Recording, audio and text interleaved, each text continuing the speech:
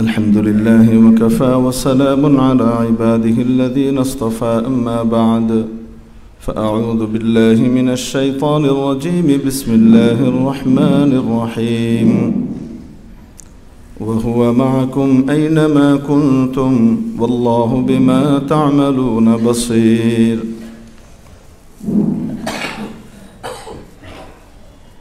صدق الله مولانا العظيم উপস্থিত উম্মতের মাথার মুকুট ওয়াজিবুল ইহতিরাম হাদারাতে উলামায়ে কিরাম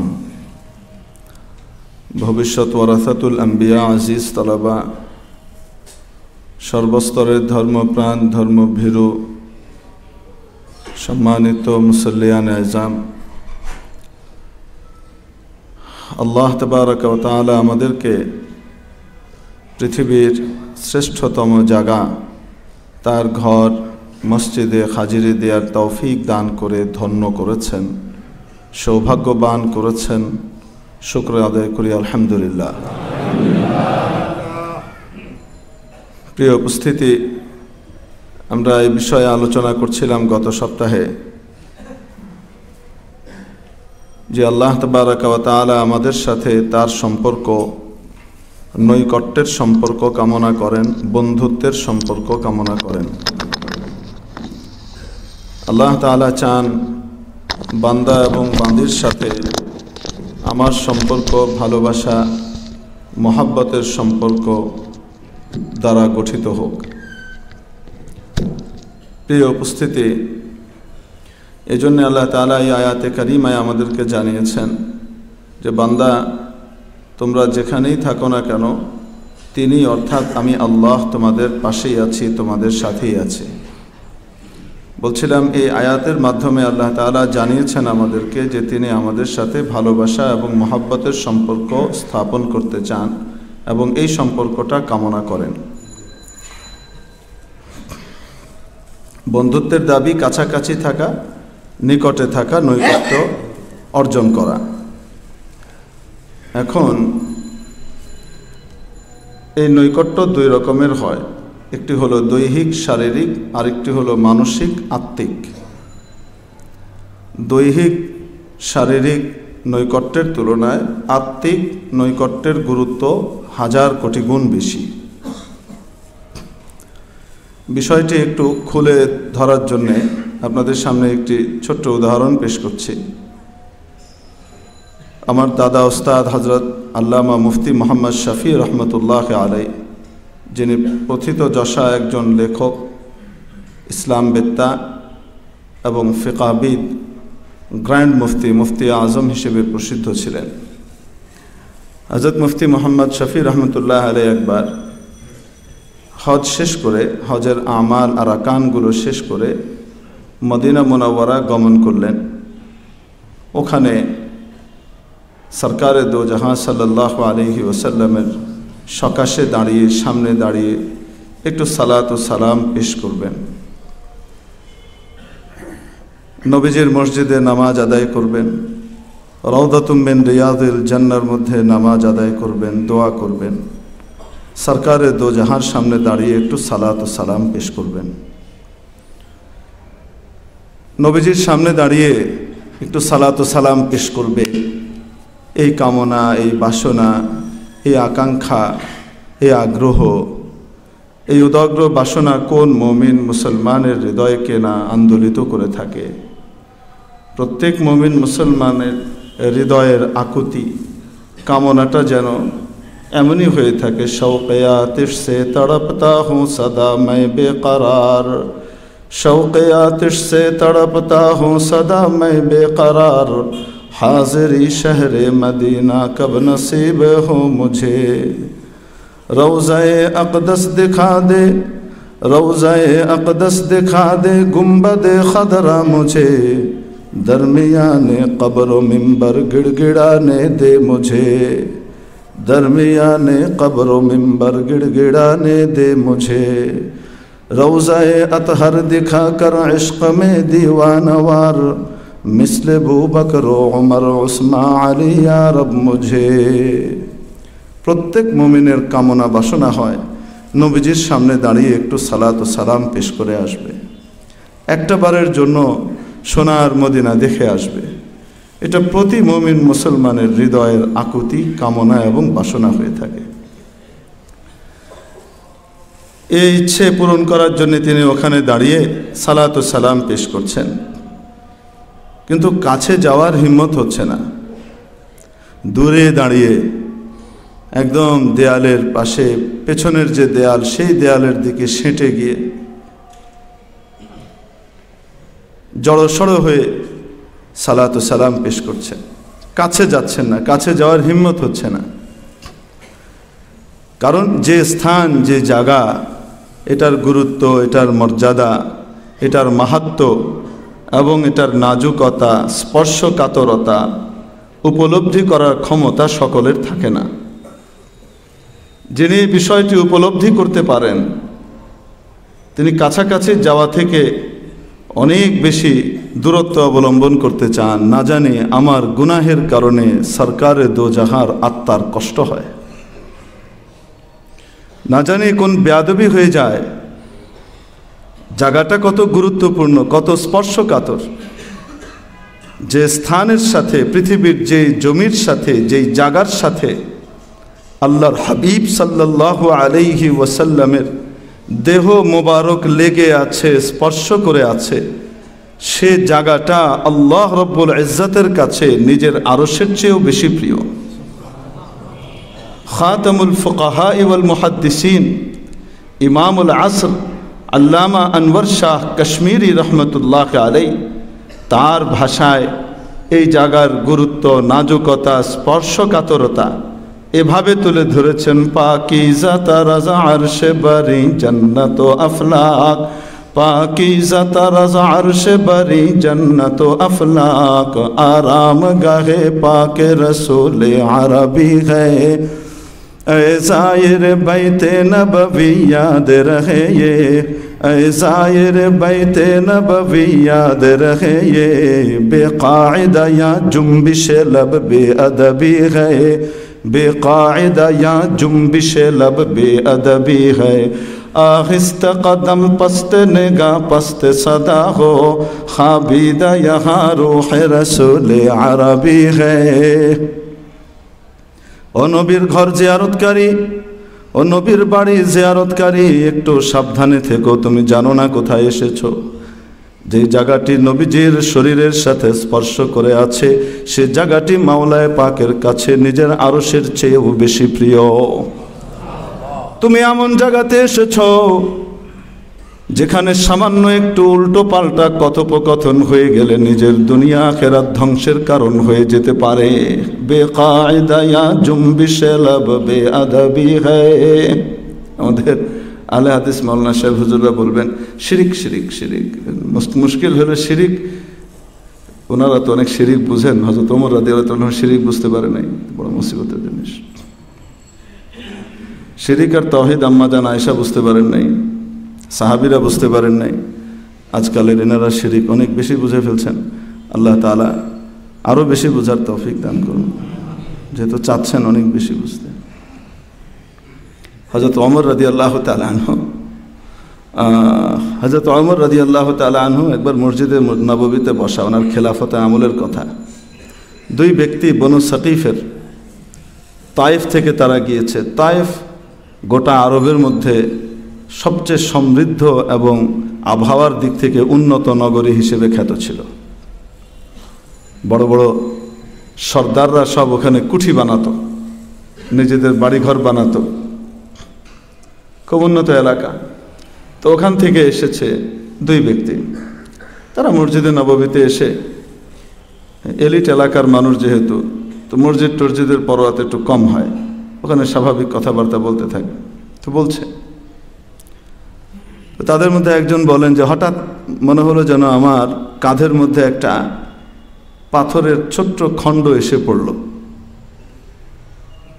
তো আমাকে কে ছোট্ট কঙ্কর মারল এটা দেখার জন্য ঘুরে তাকালাম, দেখি আমিরুল মুমিনিন ওমর ইবনুল খাত্তাব রাদিয়াল্লাহু তাআলা আনহু বসা।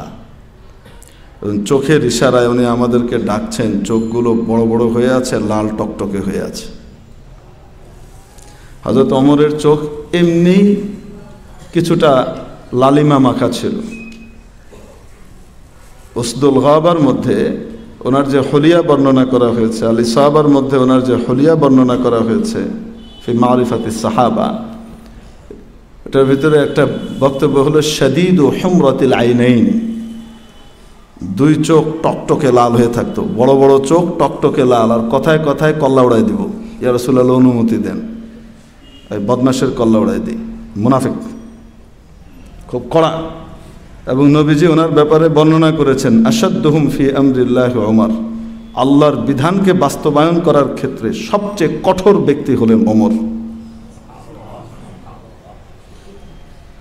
আল্লাহু আকবার। কাফিরদের ব্যাপারে সবচেয়ে কঠোর ব্যক্তি ছিলেন হযরত ওমর, মুনাফিকদের ব্যাপারে সবচেয়ে কঠোর ব্যক্তি ছিলেন হযরত ওমর। এক চুল ছাড় নাই, এখানে কোনো নরমের কারবার নাই। এবং মজার ব্যাপার হলো আল্লাহ তাআলা হযরত ওমরের রাদিয়াল্লাহু তাআলা আনহুর মুওয়াফাকা, তার সমর্থন করেছেন আবার এই বিষয়ে। যখন মুনাফিক সর্দার আব্দুল্লাহ ইবনে উবাই ইবনে সালুল সে মারা গেল, দেখেন আব্দুল্লাহ তার নাম, এনার ছেলের নামও আব্দুল্লাহ, ছেলে হলো পাক্কা মুসলমান আর বাপ হলো কাট্টা মুনাফিক, জবরদস্ত কারবার। দুইজনের নামই আব্দুল্লাহ, ছেলের নামও আব্দুল্লাহ, বাবার নামও আব্দুল্লাহ। ছেলে হলেন নবীজির একান্ত একনিষ্ঠ অনুসারী ভক্ত এবং নবীজির জন্য একদম জান ফেদাকারী মুসলমান, আর বাপ হলো মুনাফিকদের সর্দার। এই আব্দুল্লাহর বাবার নাম উবাই, এই মুনাফিক সর্দার যে তার বাবার নাম কি? উবাই, আব্দুল্লাহ বিন উবাই বিন সালুল। এই সালুল কিন্তু আবার উবাইয়ের বাপ না, সালুল আব্দুল্লাহরই মায়ের নাম। কোনো সাহাবীর সাথে আপনি দেখবেন না যে তার নামের সাথে তার বাপ আর মা দুজনের নাম উল্লেখ করা হয়, একমাত্র মুনাফিক সর্দার, তার জন্য তার বাপ মা উভয়ে অপমানিত, এই জন্য উভয়ের নাম উল্লেখ করে দেওয়া হয়েছে। আব্দুল্লাহ বিন উবাই বিন সালুল। মার পরিচিতি, মার নাম সন্তানের হৃদয়ে থাকবে, মাহরাম আত্মীয় স্বজনের দিলে থাকবে, বাইরে প্রকাশ করার মতো নয়। এটার মধ্যেও পর্দা আছে, যদিও এখন এটা বাধ্যতামূলক আমাদের ওই যে কাকা বাবু দাদা বাবুদের তরিকা অনুযায়ী। ওদের ওখানে এছাড়া তো উপায় নেই, বাপ খুঁজে পাওয়া যায় না, মার পরিচয় ছাড়া কেমনে হবে? আমাদের এখানে তো আল্লাহর রহমতে এরকম না। তো এই প্রেক্ষাপটে আমেরিকার এই তরিকা টেনে আনার কোনো দরকার নেই। মার অপমান করছেন, মার নামটা উল্লেখ করলেই সম্মান হয়ে গেল, মার নামটা উল্লেখ করলেই সম্মান হয়ে গেল। মা জাতির অপমান পদে পদে প্রতি মুহূর্তে করে যাচ্ছে। যারা করাচ্ছে, যারা এগুলোর ইন্ধন দিচ্ছে, তাদেরকে কোনো সময় বিচারের কাঠগড়ায় আনা হয় না। এদেশে বাল্য বিবাহ নিষিদ্ধ, কিন্তু বাল্য প্রেম নিষিদ্ধ করা হয়নি। এদেশে বাল্য বিবাহকে নিষিদ্ধ করে নবীজির আমলকে নিষিদ্ধ করার প্রয়াস চালানো হয়েছে ইউরোপ আমেরিকার কথা শুনে। নবীজি সাল্লাল্লাহু আলাইহি ওয়াসাল্লাম আম্মাজান আয়েশা রাদিয়াল্লাহু তাআলা আনহাকে যে বিয়ে করেছিলেন, কত বছর বয়সে বিয়ে করেছিলেন? 6 বছর বয়সে। এবং সেই বিয়ে কে দিয়েছে? আল্লাহ দিয়েছেন। নবীজি সাল্লাল্লাহু আলাইহি ওয়াসাল্লামের কাছে 2 বিবির ব্যাপারে ঘটনা ঘটেছে। এটা জিবরাইল আলাইহিস সালাম আসলেন, এসে বলেন, ইয়া রাসূলুল্লাহ, আল্লাহ তাআলা তো আপনার বিয়ে পড়ায় দিছে আসমানে। উনি বলেন, আমার বিয়ে পড়ায় দিছে, কবুল বলল কে? আল্লাহ তাআলা নিজে বিয়ে পড়ায় দিয়ে কবুল পড়ায় দিছেন। কার সাথে বিয়ে দিছেন? জাইনাব বিনতে জাহাসের সাথে আল্লাহ তাআলা আসমানে বিয়ে দিয়ে দিছেন। ওনার বিয়ে হয়েছে কোথায়? আসমানে, হযরত জাইনাব রাদিয়াল্লাহু তাআলা আনহার সাথে। আর আম্মাজান আয়েশা রাদিয়াল্লাহু তাআলা আনহার ব্যাপারে রাসূল করিম সাল্লাল্লাহু আলাইহি ওয়াসাল্লাম বলেন, জিবরাইল আলাইহিস সালাম আসলেন আমার কাছে স্বপ্নের ভিতরে, এবং এটা ওহী হয়, নবীর স্বপ্ন কি হয়? হ্যাঁ, আসলেন, এসে আমার কাছে একটা জান্নাতি রুমালে পেঁচানো, লাল কাপড়ে পেঁচানো সুন্দর একটা জিনিস আমার সামনে দিলেন। বলেন, আল্লাহ তাআলা আপনার কাছে এটা তোহফা হিসেবে, হাদিয়া হিসেবে পাঠিয়েছেন, নেন, দেখেন, গ্রহণ করেন। আল্লাহ তাআলা একে আপনার জন্য বিবি হিসেবে বরণ করিয়ে নিয়েছেন। তিনি বলেন, আমি ওখান থেকে যখন কাপড় উঠালাম তো উঠিয়ে দেখি আবু বকরের মেয়ে আয়েশা তো আম্মাজান আয়েশা রাদিয়াল্লাহু তাআলা আনহার সাথে বিয়ে, এটার বন্দোবস্ত ব্যবস্থাপনা করেছেন কে? কত বছর বয়সে? যখন হযরত আম্মাজানের বয়স 6। তাহলে বাল্য বিবাহ নিষিদ্ধ। আল্লাহর নবী আমাদের দেশে এই যুগে আসলে বর্তমান আইন অনুযায়ী ম্যাজিস্ট্রেট গিয়ে, ওই যে একবার ঘটনা ঘটাইছে না, 14 বছরের মেয়েকে বিয়ে দিচ্ছে তার বাবা মা, ম্যাজিস্ট্রেট সাহেব গিয়ে লাথি মেরে খাবারের ডেক টেক সব ফেলে দিয়েছেন। ম্যাজিস্ট্রেট সাহেব, কবরে যেতে হবে আপনাকে। আপনি যেই ওপরের কথা বলছেন, সেই ওপর কিন্তু আপনাকে কবরে বাঁচাতে পারবে না। সেই ওপরের উপরে একজন আছেন, মহা উপরে, তিনি কে? আল্লাহ।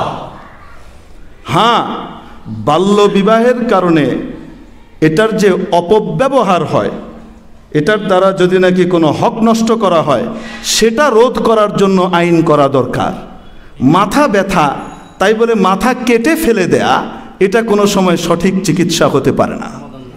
এটা সঠিক সমাধান নয়, এটা নির্বুদ্ধিতার পরিচয়। আমরা যে সমস্ত বিয়েগুলোকে নিষিদ্ধ করে দিচ্ছি, তাহলে আমাদের বঙ্গমাতার বিয়েটাকে নিষিদ্ধ করে দেবেন? আমাদের জাতির পিতা বঙ্গবন্ধু মরহুম শেখ মুজিবুর রহমান সাহেব, উনি বঙ্গমাতা ফজিলতুন্নিসা রেনুকে যে বিয়ে করেছিলেন, কত বছর বয়স ছিল আম্মাজানের? আরে কিসের 3 বছর? 13 বছর বয়সে, মতান্তরে 11। কথা কি কয় না কয়। তো আমাদের এখানে তো 16 বছরের আগে বিয়ে না, এখন তো 16 বছর একটু ছাড় দিয়েছে। 18 বছরের আগে বিয়ে করেলে নাকি কি হয়ে গেছে, বালিক আসে, তখনও বাল্য বিবাহ করা যাবে না। তো ওইটাকে নিষিদ্ধ করে দেন, জাতির পিতার বিয়ে নিষিদ্ধ হয়ে যাবে। এমন এক আইন বানাইছি, সেই আইনে জাতির পিতার বিয়ে কি হয়ে যাবে? বাদ। জবরদস্ত আইন। যারা আইনগুলা করে তারা একটু নিজেদের ইতিহাস এবং পেছন আগ পরও তো দেখা দরকার। তো বাল্য বিবাহ তো নিষিদ্ধ করেছেন, বাল্য প্রেমকে যে বৈধ করে রেখেছেন, বাল্য প্রেমের ব্যাপারে যে সুরসুরি দেওয়ার লোক রেডি করে রাখা হয়েছে, তারা যে অবাধে এই ধরনের সুরসুরিগুলো দিচ্ছে, তুমি এক্সপোজ হও। তোমার কয়জন গার্লফ্রেন্ড, তোমার কয়জন বয়ফ্রেন্ড? একজন টিচার তার ছাত্রকে, তার ছাত্রীকে, তার কয়জন বয়ফ্রেন্ড, কয়জন গার্লফ্রেন্ড, এই সমস্ত কথা জিজ্ঞেস করা এবং তাকে এই ধরনের কথা বলে উৎসাহিত করা, এরকম টিচার নয়, পায়খানার জুতা দিয়ে তার মাথায় পিটানো দরকার। চরিত্রহীন, এটা শিক্ষকের কাজ হতে পারে না। এই ধরনের যৌন সুরসুরি দেওয়ার কিছু লোক আমাদের দেশের মধ্যে পাশ্চাত্যের কালচারকে টেনে আনার জন্যে কিছু বিকৃত রুচির বিবেক বিক্রেতা বুদ্ধিজীবী আছে, যারা এই সমস্ত কর্মকাণ্ড অহর্নিশি দিবানিশি অবলীলায় করে যাচ্ছে। আমরা তাদের ব্যাপারে কোনো সময় মুখ বন্ধের ব্যবস্থা করি নাই। আর তাদের এই সমস্ত প্ররোচনার কারণে আজকে ইতিহাসের জঘন্যতম ঘটনা, যেটি এই বাঙালি জাতি অবলোকন করেছে মাত্র 1 সপ্তাহ আগে, এটা কোনোদিন কল্পনা করা যেত না। আমার এই বাংলাদেশে দিহান আনুষ্কার যে ঘটনা ঘটেছে, আমি এখানে বর্ণনা করতে চাই না, আপনারা জানেন। এখানকার এই ধর্ষণ, এখানকার এই হত্যা, এখানকার এই অপরাধের জন্য তাদেরকে কাঠগড়ায় দাঁড় করানো দরকার, যারা এই বাল্য প্রেমকে বৈধতা দিয়ে রেখেছে, যারা এই ধরনের কাজের ভিতরে বাধা দেওয়ার পরিবর্তে তাদেরকে উস্কানি দেওয়ার ব্যবস্থা করেছে, যারা কো এডুকেশনকে শুধু হালাল না, বরং এটা আধুনিকতার উন্নত স্তর বলে স্বীকৃতি দিচ্ছে, যারা কো এডুকেশনকে এ দেশ ধ্বংসের কারণ নয়, বরং এদেশের উন্নয়নের প্রতীক হিসেবে আখ্যায়িত করছে। ওরে মুসলমান, এত মস্তিষ্ক এইভাবে কিভাবে পচে যায়, এত কিভাবে পচে যায়? তোমরা কি দেখো না তোমাদের বাংলাদেশের ভিতরে খ্রিস্টানদের যে প্রতিষ্ঠানগুলো আছে, যারা শিক্ষার ব্যাপারে চালানা ছাড় দিতে রাজি নাই?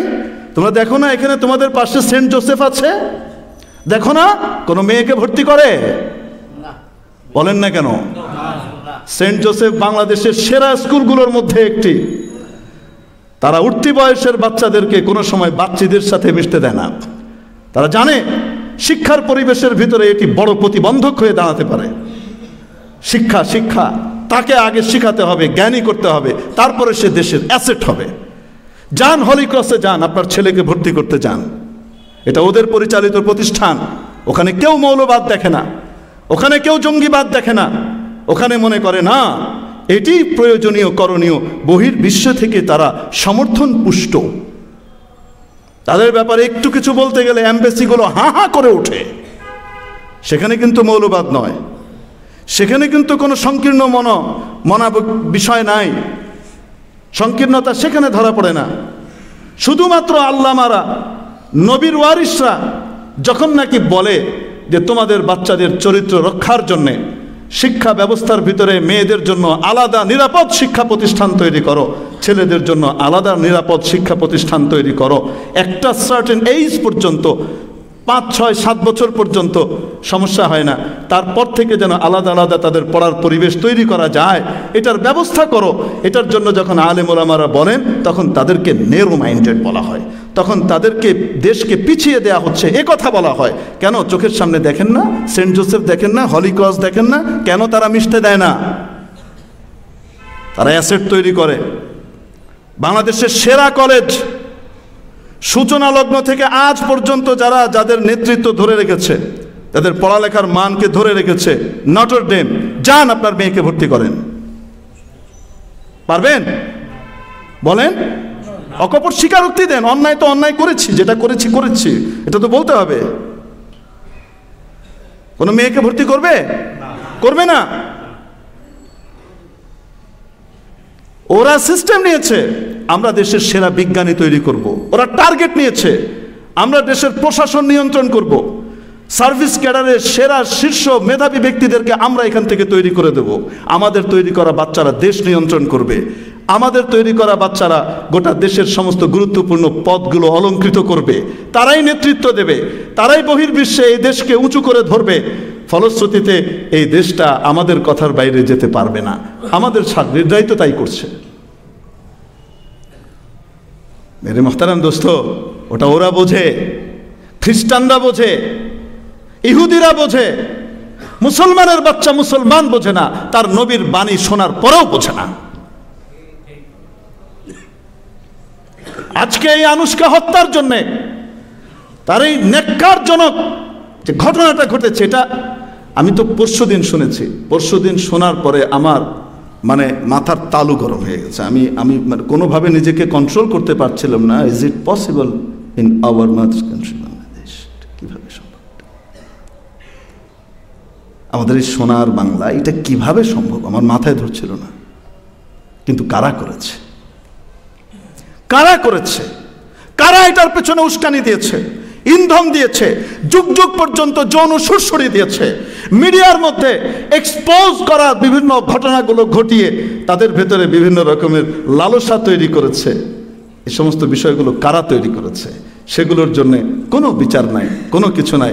মনে রাখবেন, প্রতিটি খুন, প্রতিটি ব্যভিচার, প্রতিটি ধর্ষণের জন্য যারা এগুলো করেছে, যারা এগুলোর সমর্থন দিচ্ছে, যারা এগুলোকে আইনগতভাবে সমর্থিত করছে, তাদেরকে কিয়ামতের দিন আল্লাহর আদালতে কাঠগড়ায় ধর্ষক হিসেবে, হত্যাকারী হিসেবে দাঁড়ানো লাগবে।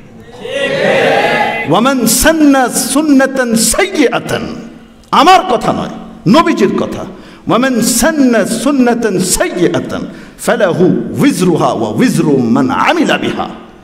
যে কোনো বাজে জিনিসের প্রচলন ঘটায় এবং সেটির সমর্থন দেয়, এই ব্যক্তির কাঁধে যে এই কাজটি করবে তার গুনাহ আসবে, এবং তার কাঁধের ভিতরে যারা এরপরে এটার ধারা অনুযায়ী করবে তাদের গুনাহগুলোও আসবে। এত সহজ না। অনেক নামাজ, অনেক রোজা, অনেক হজ, অনেক যাকাত, মনে করছি কিয়ামতের দিন গিয়ে আমি বেঁচে যাব, পার পেয়ে যাব।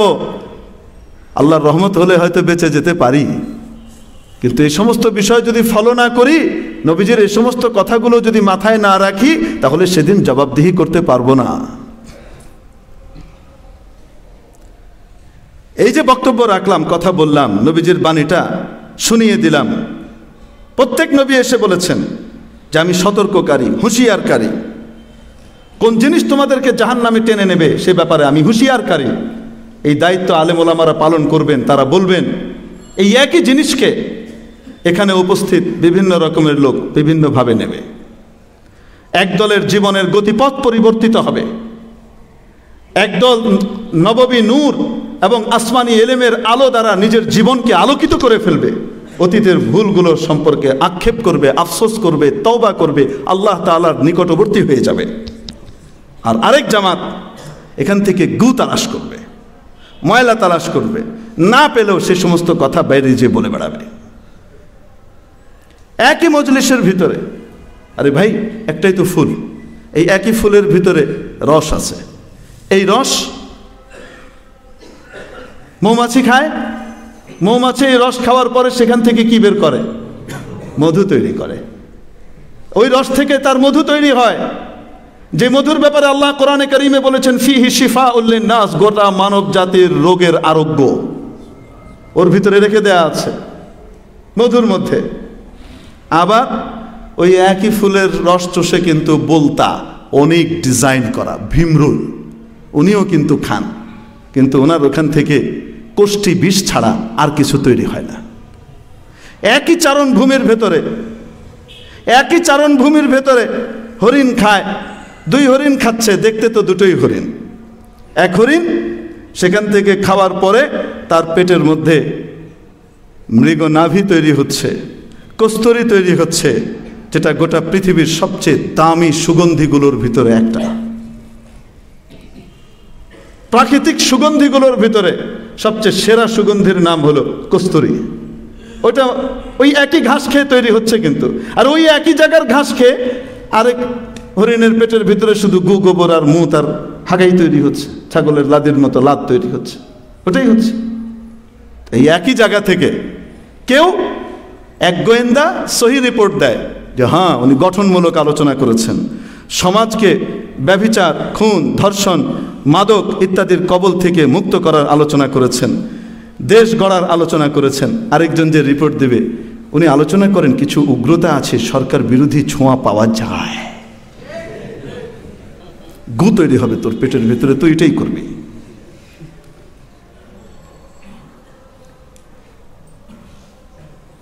মেরে মোহতারাম দোস্ত, আজিজ বুজুর্গ, খুশি হয়ে যান, সবাই খুশি হয়ে যান। পছন্দ না হলে এক্সপাঞ্জ, যার যতটুকু পছন্দ হয়নি যান। তো বলছিলাম এই যে দুর্ঘটনাটা ঘটলো, এটা আমরা কল্পনা করতে পারি কিভাবে সম্ভব? আল্লাহু আকবার কবীরা। তো নবীজির তরিকার ভেতরেই একমাত্র শান্তি, কল্যাণ, কামিয়াবি, নবীজির দিক নির্দেশিত পন্থার ভিতরেই একমাত্র সুখের ছোঁয়া পাওয়া যায়। পার্থিব সুখ এবং পরকালীন সুখ নবীজির তরিকার ভিতরেই নিহিত, আল্লাহর সাথে নৈকট্য স্থাপনের মধ্যেই নিহিত। তো এখান থেকে বলছিলাম যে ওই জায়গার গুরুত্ব আল্লাহ তাআলার কাছে নিজের আরশের চেয়ে বেশি, এবং আল্লাহর নবী যেখানে আছেন হাদিসের ভাষা অনুযায়ী এটা কিভাবে সম্ভব আমরা জানি না। আমরা শুধু জানি নবী যা বলেছেন তাই সত্যি। নবীজি বলেছেন আল আম্বিয়া ওয়া আহইয়াউন ফি কুবুরিহিম, নবীরা কবরের ভিতরে জীবিত, আমরা বিশ্বাস করি জীবিত। কিভাবে জীবিত, কেমন জীবন, সেটা কে জানেন? আল্লাহ জানেন। এবং সাহাবায়ে কেরাম রাসূলের সাথে এই আচরণই করতেন। যখন নবীজির সামনে এসে, কবরের সামনে এসে সালাম দিতেন তখন সরাসরি সম্বোধন করে দিতেন, আর যখন নাকি দূর থেকে দুরূদ পড়তেন, সালাম পাঠাতেন, তখন আল্লাহর ভায়াতে পাঠাতেন। আল্লাহুম্মা সাল্লি আলা সাইয়্যিদিনা ওয়া মাওলানা মুহাম্মদ, আল্লাহুম্মা সাল্লি আলা মুহাম্মাদিন নবিয়্যিল উম্মি ওয়া আলা আলিহি ওয়া সাল্লিম তাসলিমা। এটা ভায়া হয়ে পাঠাতেন, আয় আল্লাহ আপনি নাজিল করেন শান্তি আর রহমত। যখন সামনে দাঁড়াতেন কবরের সামনে তখন সরাসরি সালাম দিতেন, কারণ তারা বিশ্বাস করতেন যে দুনিয়ার জীবন থেকে আল্লাহ ওনাকে সরিয়ে নিয়েছেন, কিন্তু আখিরাতের জীবনে কবরে উনি জীবিত। উনি যেহেতু বলেছেন জীবিত, তো জীবিত কিভাবে জীবিত কে জানেন? আল্লাহ জানেন। বলছিলাম এরকম কথা বললে অনেকে আবার শিরিক শিরিক করে, আবার দাবি করে আহলে হাদিস। বড় অদ্ভুত কারবার, দাবি আহলে হাদিসের, যুক্তিতে না মানলে হাদিস মানে না। এই হাদিসের এও বেও করতে থাকে, অদ্ভুত কারবার। আল্লাহ তাআলা আমাদেরকে সহি বুঝ নসিব করে না। আমি হযরত ওমর রাদিয়াল্লাহু তাআলা এরকম করে মারলেন, তো ফিরে তাকিয়ে দেখার পরে ডাকলেন, ডেকে বললেন কোথেকে এসছো? সাকিফ থেকে। বনু সাকিফের আমরা তাইফ থেকে এসছি। উনি বললেন যদি তোমরা এখানকার হতে না, মদিনার অধিবাসী হতে, আল্লাহর হাবিব এখানে শোয়া, আর তোমরা জোরে কথা বলে ওনাকে কষ্ট দিচ্ছ। আরে ভাই, কষ্ট কে পায়? মুর্দা মানুষ কষ্ট পায়? কোনো টের পায়? মুর্দা মানুষের গায়ের ভিতরে সূচ বিদায় এলে টের পায়? টের পায় না। কি বলছেন? আল্লাহর হাবিব শোয়া, তোমরা এখানে কষ্ট দিচ্ছ ওনাকে জোরে কথা বলে। যদি তোমরা এখানকার হতে না, তাহলে লাজআলতুকুমা নাকালান ইলা ইয়াউমিল কিয়ামা, কিয়ামত পর্যন্ত মানুষের জন্য আমি তোমাদেরকে ইবরত বানিয়ে রাখতাম। আল্লাহু আকবার। তো হযরত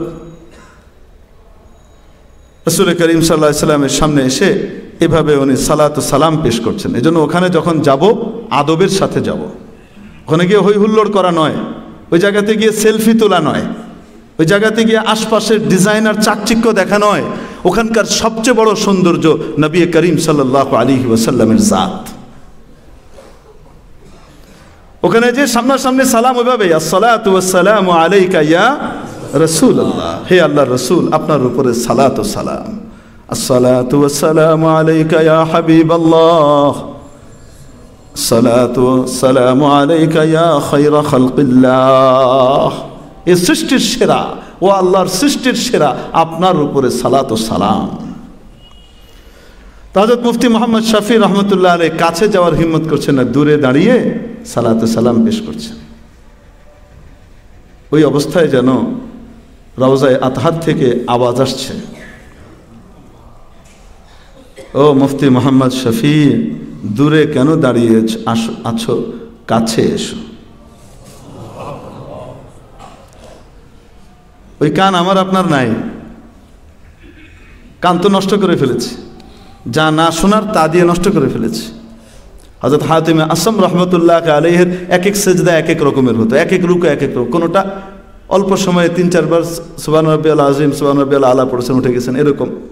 আর কোনোটা এত লম্বা, এত দীর্ঘ, একই নামাজের মধ্যে। তো কেউ জিজ্ঞেস করেছেন, হযরত আপনার নামাজের মধ্যে এইরকম হয় কেন? তুমি বলেছেন, বলেন না, বারবার জিজ্ঞেস করে বলেছেন, যতক্ষণ পর্যন্ত উপর থেকে আওয়াজ না পাই যে কবুল হয়েছে, কিভাবে উঠাই? আর ওনার এই মর্যাদাটা কিভাবে অর্জিত হয়েছিল বলবো আপনাদেরকে। হাতিমে আসম, ওনাকে আসম বলা হতো। আসম মানে বধির। উনি নিজের নামের সাথে এটা লাগিয়ে নিয়েছিলেন। কেন অর্জিত হয়েছিল? এই যোগ্য, এই একটা আমলের কারণে। সেটা হলো, একবার ওনার কাছে মাসআলা জিজ্ঞেস করতে এক বুড়ি এসেছে, বৃদ্ধা নারী। আসার পরে বৃদ্ধা একটা মাসআলা জিজ্ঞেস করতে গিয়ে তার বায়ু বেরিয়ে গেছে সশব্দে। তো এটা যে কোনো পুরুষের জন্যই লজ্জাস্কর, মেয়েরা তো আরো অনেক বেশি লাজুক, আর একজন বৃদ্ধা মা তো আরো বেশি লাজুক। ওনার কাছ থেকে যখন এই আওয়াজটা বেরিয়ে গেল, উনি বড় লজ্জিত হয়ে গেলেন যে হুজুর এটা শুনে ফেললেন। হাতিম আসম রহমতুল্লাহ আলাইহি তার এই বিষয়টার সাথে সাথে উপলব্ধি করে মুহূর্তের ভিতরে ডিসিশন নিলেন এবং বলতে লাগলেন, মা আপনি কি জিজ্ঞেস করছেন, একটু জোরে বলেন। তো বুড়ি জোরে বলছে। উনি বলেন, আমি শুনতে পাচ্ছি না, আপনি কি বলেন, আরো জোরে বলেন, আমার কানের সমস্যা আছে, আরো জোরে বলেন। তো বুড়ির মনের ভিতরে আনন্দ চলে এসছে, যাক আল্লাহ মান সম্মান বাঁচিয়েছে, হুজুর শুনে নাই।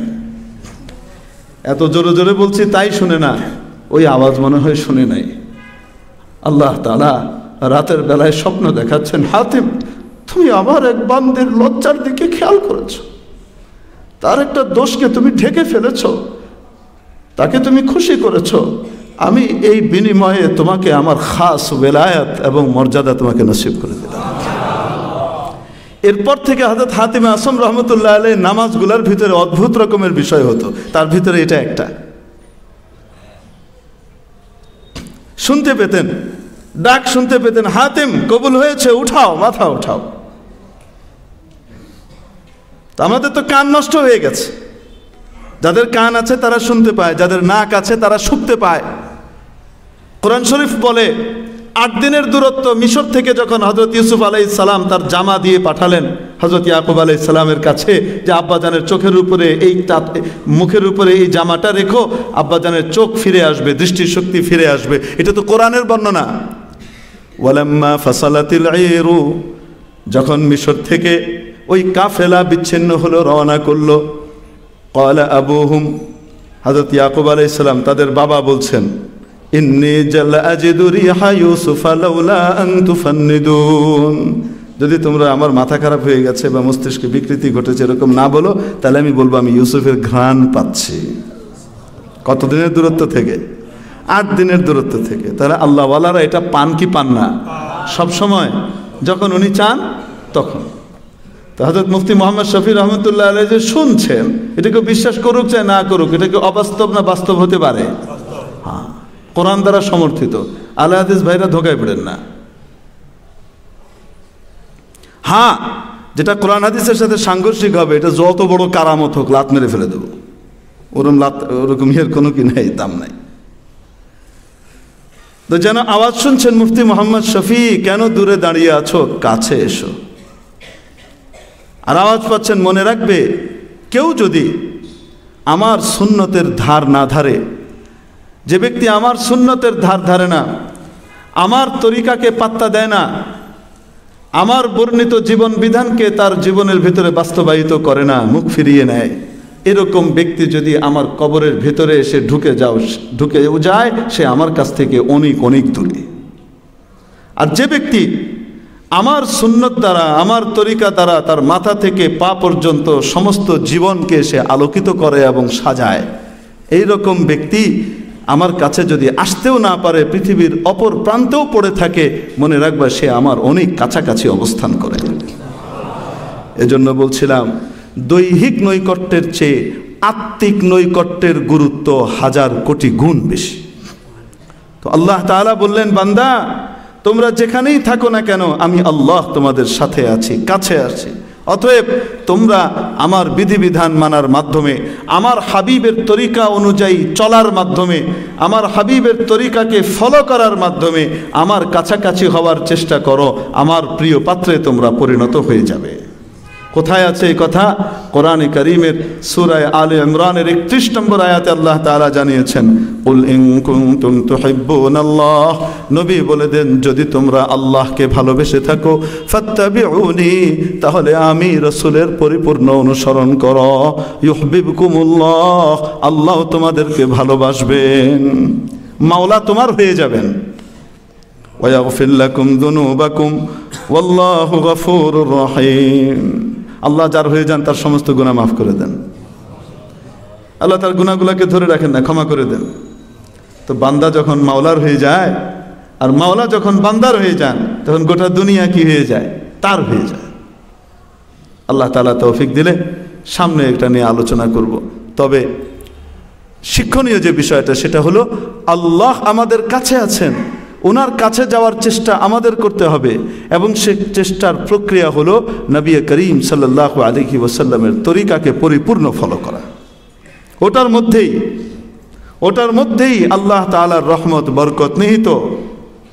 নবীজির প্রতিটি কাজ আল্লাহ তাআলার কাছে প্রিয়, প্রতিটি কাজ প্রিয়, প্রতিটি কাজ প্রিয়। এমন কোনো কাজ নাই নবীজির যেটা আল্লাহ পছন্দ করেন। আল্লাহ তাবারাকা ওয়া তাআলা আমাদেরকে রাসূল করিম সাল্লাল্লাহু আলাইহি ওয়াসাল্লামের তরিকা অনুযায়ী আমাদের জীবনকে সাজানোর তৌফিক দান করেন। রাসূলের তরিকা অনুযায়ী আমাদের শিক্ষা ব্যবস্থাকে সাজানোর তৌফিক নসিব করেন। রাসূলের তরিকা অনুযায়ী আমাদের রাষ্ট্রীয় কাঠামোকে সাজানোর তৌফিক নসিব করেন।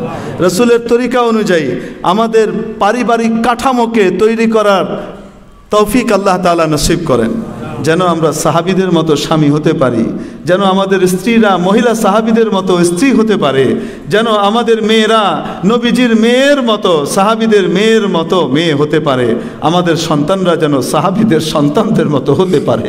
সেই পরিবেশ তৈরি করে তাদেরকে দেওয়া, এটা আমাদের কর্তব্য, আমাদের দায়িত্ব। আল্লাহ তাআলা আমাদেরকে ব্যক্তি, পরিবার, সমাজ, রাষ্ট্র, আন্তর্জাতিক ক্ষেত্রে, সর্বক্ষেত্রে নবীজি সাল্লাল্লাহু আলাইহি ওয়াসাল্লামকে মহান আইডল হিসেবে ফলো করার তৌফিক নসিব করেন। ওয়া মা আলাইনা ইল্লাল বালাগ। 4 রাকাত ক্বাবলাল জুমআহ সুন্নাত পড়ে নিই।